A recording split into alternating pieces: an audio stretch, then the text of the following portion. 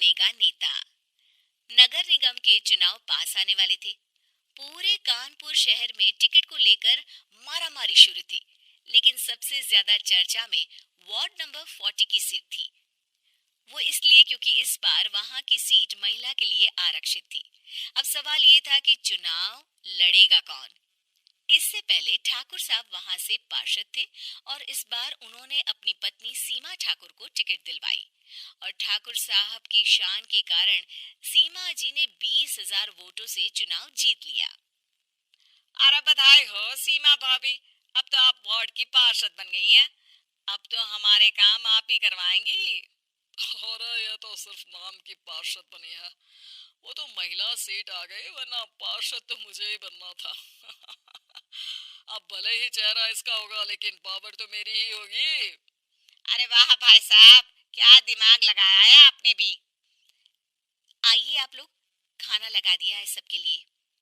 सीमा जी पार्षद बन चुकी थी, फिर भी उनकी एक ना चलती।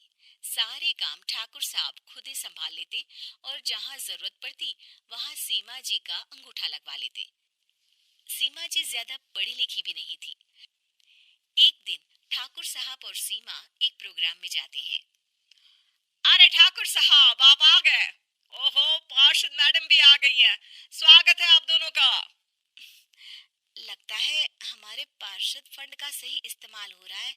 चलिए अब उद्घाटन करते हैं। ये लीजिए ठाकुर साहब, कैची। आप ही सबसे पहले प्रवेश कीजिए। सब लोग आगे निकल जाते हैं और सीमा जी पार्षद होने के बावजूद भी पीछे खड़ी रह जाती हैं। वो देखती हैं कि वेलकम बोर्ड पर उनका नाम है, लेकिन महिला होने के कारण कोई उनका सम्मान नहीं कर रहा। अगले दिन एक आदमी उनके घर आता है। अरे ठाकुर साहब नमस्कार। कल ना हम नोटिस किए कि हमारा घर तो अवैध है और नगर निगम वाले उसे तोड़ने आ रहे हैं। अरे कुछ कीजिए ना ठाकुर साहब। देखो भाई, मैं तो ज्यादा कुछ कर नहीं सकता, पर अगर तुम सबकी जेब गर्म कर दो तो कुछ हो सकता है। कुल मिलाकर 4 लाख लगेंगे। अरे 4 लाख ठाकुर साहब। अरे भाई, मैं अपने लिए नहीं मांग रहा हूँ।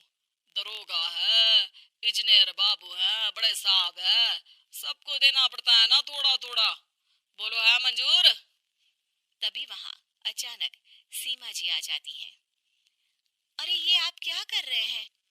पहले इन्हीं लोगों से तो आपने वोट मांगे, अब इनसे ही पैसे ले रहे हो। अरे चुप रहो तुम। तुम्हारा काम है सिर्फ अंगूठा लगाना, तुम वही किया करो।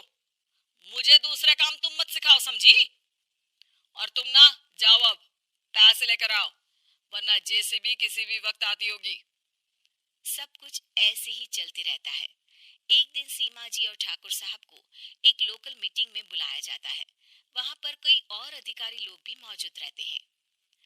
अब मैं चाहूंगा कि ठाकुर साहब हमारे बीच 2 शब्द कहें। मेरे प्यारे भाइयों और बहनों, आज मेरा सौभाग्य है कि मैं आप सबकी सेवा दिन रात कर पा रहा हूँ। आपने मेरी पत्नी को भारी मतों से जिताया है, इसलिए मैं आप सभी का शुक्रगुजार हूँ। मैं आप सबसे वादा करता हूँ कि हमेशा की तरह हमारे वार्ड में किसी को कोई तकलीफ नहीं आने दूंगा। सभी लोग तालियां बजाने लगते हैं। अब मैं माननीय पार्षद मैडम को स्टेज पे बुलाना चाहूंगा। अपने नाम को बुलाया सुनकर सीमा जी एकदम चौंक जाती है। उन्हें बिल्कुल उम्मीद नहीं थी कि इतनी बड़ी जगह उन्हें मंच पर बुलाया जाएगा। जैसे तैसे वो मंच पर चढ़ती हैं। ऊपर जाते ही सीमा जी को सारी पुरानी बातें याद आ जाती हैं कि किस तरह उनके पति उन्हें कभी भी आगे बढ़ने नहीं देते और उनके नाम से गलत काम करते हैं। वो बोलने लगती हैं, मैं आपके वार्ड की पार्षद सीमा हूँ। आप में से बहुत कम लोग ही मुझे जानते होंगे, क्योंकि इससे पहले मुझे कभी ऐसा मौका ही नहीं मिला। सारे मौके मेरे पार्षद पति यानी आपके ठाकुर साहब ही लेते रहे, लेकिन आज ये मौका मुझे मिला है तो मैं इसे ऐसे ही नहीं जाने दूंगी।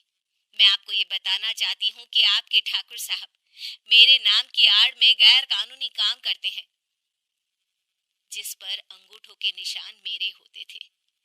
इसीलिए मैं अपनी गलती मानती हूँ और आज अपने पद से इस्तीफा देती हूँ, ताकि आगे से कोई गलत काम ना हो पाए। अब फैसला आप सबके हाथ में है कि आप हमें क्या सजा देना चाहते हैं। सीमा जी की बातें सुनकर ठाकुर साहब के चेहरे का रंग उड़ जाता है और वो शर्म से मुंह नीचा करके वहां से चले जाते हैं और पद से इस्तीफा देकर ही सही सीमा जी अपने आप में आत्मविश्वास